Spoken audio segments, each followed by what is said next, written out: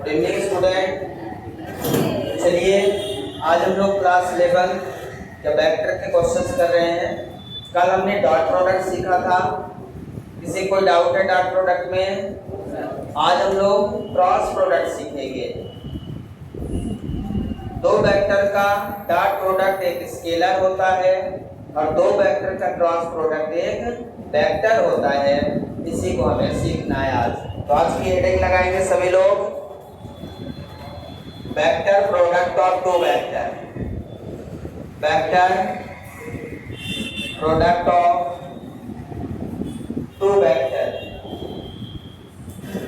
Vector product of two vector और curl of two vector और cross product. Cross product सभी नाम एक हैं। Vector product of two vector या कर्ल ऑफ टू वेक्टर और क्रॉस प्रोडक्ट। ठीक है, तो दो वेक्टर का क्रॉस प्रोडक्ट कैसे करेंगे? हमारे पास यहाँ पे दो वेक्टर हैं, वेक्टर ए और वेक्टर बी। यहाँ पे वेक्टर ए को वेक्टर बी में या वेक्टर बी को वेक्टर ए में रोटेट करेंगे। मान लीजिए वेक्टर ए को वेक्टर बी में रोटेट करते हैं, इसको हम क्लॉकवाइज डायरेक्शन में घुमाते हैं। मान लो ये स्क्रू है तो इसको रोटेट किया, ये किधर जाएगा? डाउनवर्ड। मतलब इसको रोटेट करने से इसमें डायरेक्शन बन जाएगी। रोटेट तो ऐसे कर रहे हैं, जा रहा है नीचे, नीचे की डायरेक्शन है, मतलब डायरेक्शन नीचे बने। कहने का मतलब vector A cross B vector, इसको पढ़ेंगे vector A cross vector B, इसलिए इसको बोलते हैं क्रॉस प्रोडक्ट। ये प्रकार का प्रोडक्ट है जो क्रॉस लिखेंगे इसको वेक्टर ए क्रॉस बी। और इसी तरह यहाँ पे देखें, इसको हम उल्टा घुमा रहे हैं एंटी क्लॉकवाइज, तो ये किधर आएगा? ऊपर की ओर आएगा। ऊपर की ओर आएगा तो डायरेक्शन ऊपर बना दें। तो यहाँ पे इसको लिखेंगे, किसको घुमा रहे हैं? B को A पे, तो B क्रॉस A, इसमें A को B पे तो A क्रॉस B, तो B क्रॉस A। अब ध्यान से देखिए दोनों की डायरेक्शन, इसको हम क्लॉकवाइज रोटेट कर रहे हैं तो ये डाउन बढ़ जा रहा है, इसको एंटी क्लॉकवाइज घुमा रहे हैं तो अप बढ़ जा रहा है। ठीक है, दोनों की डायरेक्शन अलग है। क्या हम लोग A cross B, vector A cross B को B क्रॉस A लिख सकते हैं? क्या vector A cross B equal to B cross A लिख सकते हैं? देखो A क्रॉस B की डायरेक्शन क्या है? डाउनवर्ड। B क्रॉस A की डायरेक्शन क्या है? अपवर्ड। कैसे लिख सकते हो? डायरेक्शन अलग। क्या अलग है? डायरेक्शन। ऐसा कुछ करें कि डायरेक्शन दोनों के सेम हो जाए। तो इसकी डायरेक्शन सेम करने के लिए मैं इसमें माइनस साइन का गुणा कर दूं, तो यदि इसमें माइनस साइन का गुणा कर दे, B क्रॉस A में माइनस लगा दो, तो जो डायरेक्शन अपवर्ड थी वो डाउनवर्ड हो गई। क्या हो गई? डाउनवर्ड हो गई। अब हम दोनों की डायरेक्शन क्या हो गई? हम A cross B not equal to B cross A लिखेंगे। A cross B never be equal to B cross A। तो A cross B B cross A के बराबर नहीं है तो किसके बराबर है? Minus of B cross A के बराबर। किसके बराबर है? Minus of B cross A। Clear है? A cross B not equal to B cross A, so A cross B equal to minus of B cross A। दोनों में केवल एक डिफरेंस, डायरेक्शन। डायरेक्शन के लिए हमने माइनस लगाते हैं। समझ में आया क्या? अब जिस डायरेक्शन में ये जाएगा उस डायरेक्शन को हम नॉर्मल वेक्टर कहते हैं या नॉर्मल डायरेक्शन। ये हमारे उन दो वेक्टर की नॉर्मल डायरेक्शन है। मतलब जब रोटेट करोगे तो एक तीसरी डायरेक्शन मिलेगी। मान लो ये x है, ये y है, तो ये z मिल जाएगा। ये x है, ये y है, तो ये i क्रॉस j है, तो ये k क्रॉस मिल जाएगा। समझ रहे हैं? तो दो क्रॉस वेक्टर का जब क्रॉस लेंगे तो तीसरी डायरेक्शन मिलेगी, नॉर्मल डायरेक्शन या नॉर्मल यूनिट वेक्टर बोलेंगे इसको। डायरेक्शन मिलने पे ये क्या हो जाएगा, नॉर्मल यूनिट वेक्टर। इसको हम n कैप से डिनोट करेंगे। किससे? n cap. वहां पे a कैप से डिनोट किया था, यहाँ नॉर्मल है इसलिए n कैप लिखेंगे। अब आपको याद है डॉट प्रोडक्ट में आपने फार्मूला क्या लिखा था? Vector a dot vector b equal to ab cos a। इसमें क्या है, यहाँ पे फार्मूला क्या बनेगा?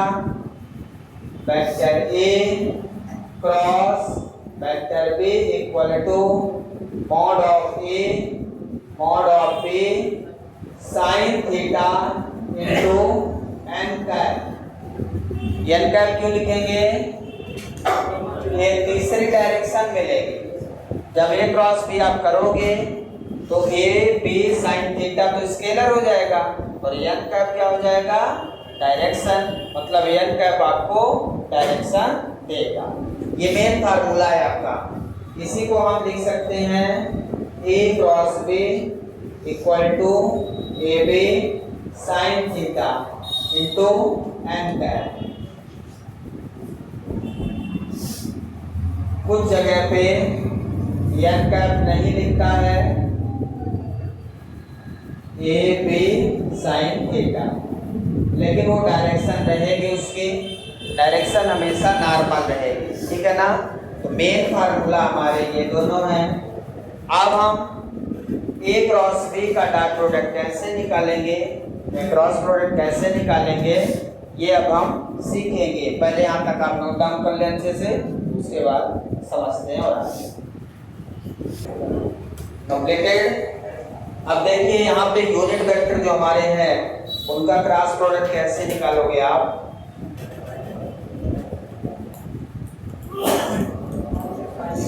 यदि i क्रॉस i पूछे आपसे, i क्रॉस i का मतलब इनके बीच एंगल कितना है? उसी का उसी के साथ 0 डिग्री। i क्रॉस i एक ही डायरेक्शन में, तो mod of i sine 0। Sine 0 कितना होगा? 1 into 0। Mod of i 1 mod of i 1 sine 0 0। i cross i कितना हो गया? 0 equal to j cross j equal to k cross k। मतलब उसी वेक्टर के साथ क्रॉस प्रोडक्ट 0 होगा। डॉट प्रोडक्ट 1 था क्योंकि वहाँ cos थीटा था, cos 0 1 हो गया था, sin 0 1 नहीं हो गया, sin 0 0। इस कारण से उसी वेक्टर के साथ क्रॉस प्रोडक्ट क्या होगा? याद रहेगा, i cross i 0, j cross j 0, k cross k 0। लेकिन अदर के साथ क्या होगा? एक ट्रिक से याद रखेंगे, vector i cap j cap k cap. अब देखिए घुमाने पे है, यदि इसको क्लॉकवाइज घुमाते हैं तो पॉजिटिव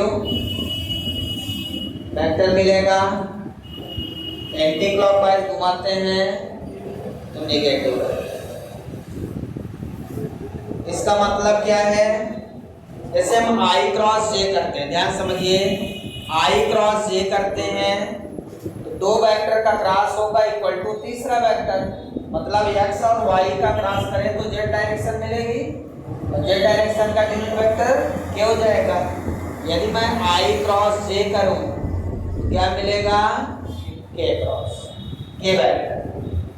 क्लॉकवाइज जा रहे हैं तो पॉजिटिव i क्रॉस j और j क्रॉस k बोलो i vector. j cross k जो बचा वही लिख देना, बस पॉजिटिव लिखना कि नेगेटिव। यदि क्लॉकवाइज घुमा रहे हो पॉजिटिव लिख दो, एंटी क्लॉकवाइज घुमा रहे थे k क्रॉस i क्या लिखेंगे, j का। समझ में आया क्या, पॉजिटिव। अब मैं आपसे पूछूं क्या बताओ, i cross k anti clockwise जा रहे हैं माइनस j का, फिर j cross i minus k का आ रहा समझ में, और k cross j minus i का। इस तरह से आपको ध्यान देना है, जब आप क्लॉकवाइज साथ में एक के बाद दूसरे में क्रॉस करते हो तीसरा जो मिलेगा वो पॉजिटिव, और एंटी क्लॉकवाइज करते हो तो जो बचेगा रिमेनिंग उसमें माइनस लगा देना है। ध्यान रखना है क्लॉकवाइज रोटेशन है कि एंटी क्लॉकवाइज। क्लियर है, इस तरह से का पॉजिटिव। और ये क्लियर है कि दो वेक्टर का क्रॉस प्रोडक्ट एक वेक्टर ही मिलेगा। डाट में तो 1 हो जाता था, है ना। ये फार्मूला लिखिए अच्छे से सभी लोग, कंप्लीटेड। अब एक दो क्वेश्चन एग्जांपल समझते हैं। कोई भी क्वेश्चन दिया हो तो क्रॉस प्रोडक्ट कैसे निकालेंगे, है ना। मान लीजिए एग्जांपल दिया है, vector A equal to 2i cap, vector B equal to 3j cap, find A cross B। A cross B निकालना है, इसका कैसे निकालेंगे, A क्रॉस B कैसे निकालेंगे बताइए। कभी निकाला, नहीं निकाल पाओगे मुझे पता है। Vector A cross B equal to, यहाँ पे लिख लीजिए 2i cross 3j vector. Cross product मतलब सिंपल मल्टीप्लिकेशन, डॉट प्रोडक्ट मतलब सिंपल मल्टीप्लाई करो, नंबर को मल्टीप्लाई कर दो, 3 2 जा 6, i क्रॉस j बराबर k, अभी लिखा i क्रॉस j बराबर k, ये हो गया क्रॉस प्रोडक्ट। ठीक है, ये वेक्टर A और B का क्रॉस प्रोडक्ट मैंने निकाल दिया। अब यदि आप इसका मैग्नीट्यूड निकालना चाहें तो वेक्टर A क्रॉस प्रोडक्ट का मैग्नीट्यूड अंडर रूट, यहाँ तो एक ही टर्म है तो सेम मिल जाएगा। आप ऐसा भी लिख सकते हैं 6 ऑफ k का, और यूनिट वेक्टर का मैग्नीट्यूड 1 होता है तो 6 का 6 हो जाएगा बस। यदि एक सिंगल यूनिट वेक्टर के साथ है तो उसका मॉड ले लें और मॉड में उस यूनिट वेक्टर को हटा दें तो उसका क्या हो जाता है, वो मैग्नीट्यूड। या कोई का कोएफिशिएंट का स्क्वायर 36 का रूट 6 फिर से मिल जाएगा वही चीज। तो आप दोनों तरीके से कर सकते हैं। तो A क्रॉस B का मैग्नीट्यूड। अब ध्यान देंगे क्रॉस B वेक्टर के साथ आया है। मैंने कहा था ना कि दो वेक्टर का क्रॉस प्रोडक्ट हमेशा एक वेक्टर मिलेगा। यदि एक डॉट होता तो 6 बस मिलता, k नहीं मिलता। ठीक है, समझ में आ गया, नोट डाउन कर लिया। अब देखिए दूसरा, इसमें आपको एक दूसरी मेथड यूज करनी है,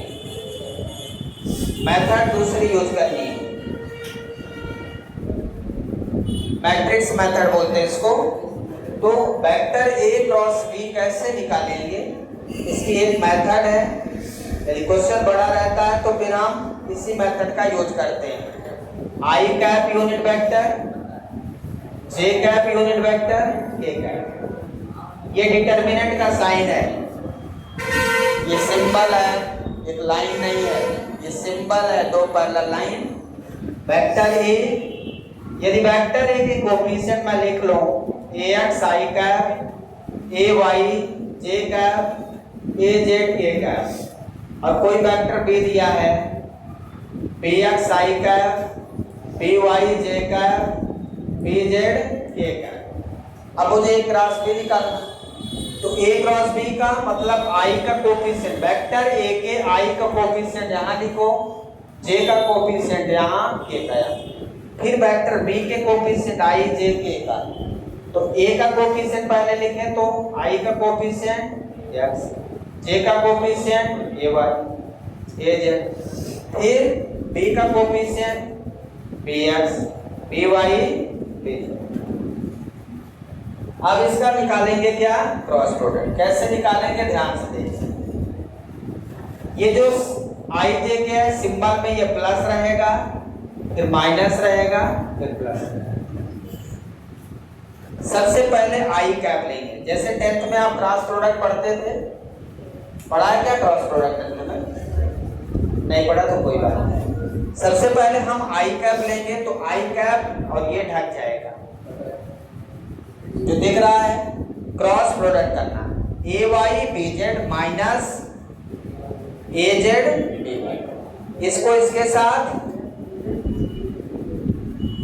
माइनस क्या हो जाएगा, आई लेंगे तो ए वाई बी जेड माइनस ए जेड बी वाई। समझ में आया क्या? आई लिया तो आई को ढक लेना, a y b z minus b y a z, फिर साइन, पहले अपना आई लिया तो प्लस में, अब लेंगे जे तो माइनस, जे को किस में लेंगे माइनस, प्लस माइनस प्लस है। अब जे को ढक लो, अब जे को ढक लो, जो दिख रहा है आपको क्रॉस करो, इसको इसके साथ ax bz, ax bz minus bx az, ठीक है, bx az, फिर प्लस k का है, प्लस k का है, अब k कैप को ढक लो, ax by, ax by minus bx ay या ay bx, बस ये है क्रॉस प्रोडक्ट। इस तरह से हम क्रॉस प्रोडक्ट फाइंड करते हैं। न्यूमेरिकल में दे देंगे तो निकालना है, ऐसे ही मेथड समझ में आ जाए बन जाएगा। इसको लिख लीजिए, फिर क्वेश्चन लेंगे। अब एग्जांपल एक कर लेते हैं, यहाँ कोई वेक्टर दे देते हैं, मान लीजिए वेक्टर एक गिवन है 2i plus 3j minus k cap, और वेक्टर b दिया है 3i plus 2j plus 3k cap. ऐसा क्वेश्चन दिया है, फाइंड a क्रॉस b। क्या फाइंड करना है, a क्रॉस b। बहुत सिंपल है क्वेश्चन, a क्रॉस b निकाल लें और b क्रॉस a भी निकाल लें। चेक कर लेते हैं क्या a cross b equal to b cross a मिलेगा। पहले a क्रॉस b निकाल लें, a के कोफिशिएंट पहले रखते हैं, i का कोफिशिएंट कितना है, j का 3, k का -1, b के कोफिशिएंट 3, j का 2, k का 3।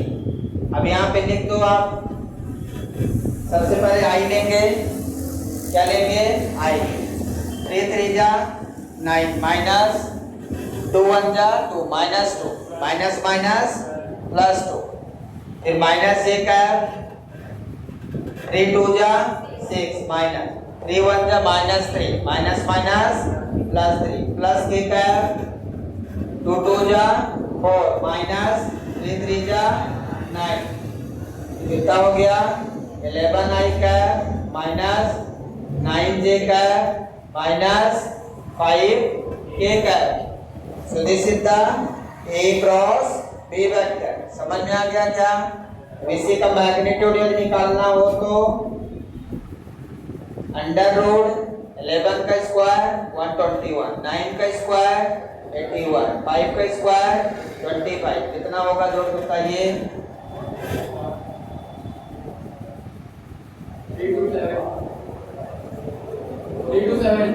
327 आ जाएगा। इस तरह से आप निकाल सकते हैं। नोट करिए जल्दी से, ए क्रॉस बी 2 to 7 होगा।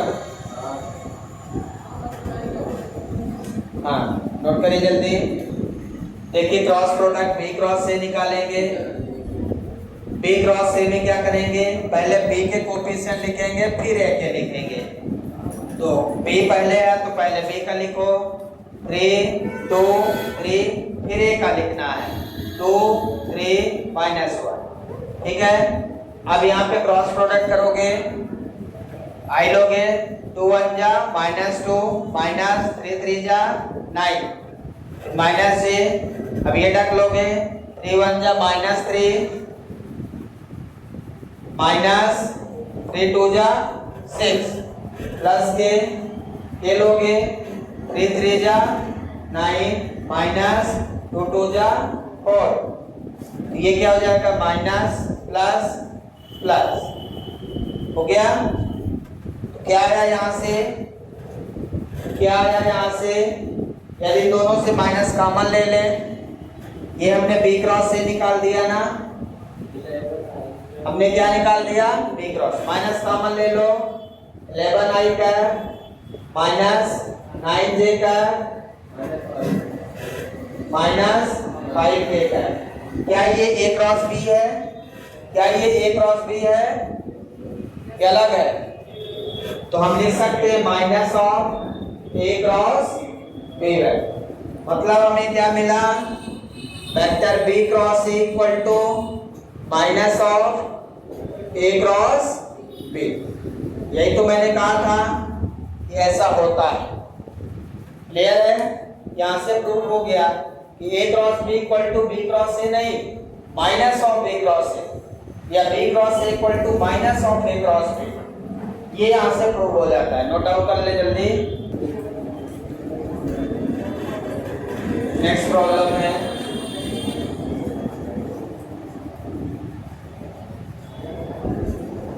so that vector A and vector B are parallel to each other, parallel to each other। तो ध्यान से देखिए, जब डॉट प्रोडक्ट में परपेंडिकुलर टू ईच अदर था तो A dot B equal to 0 होना चाहिए।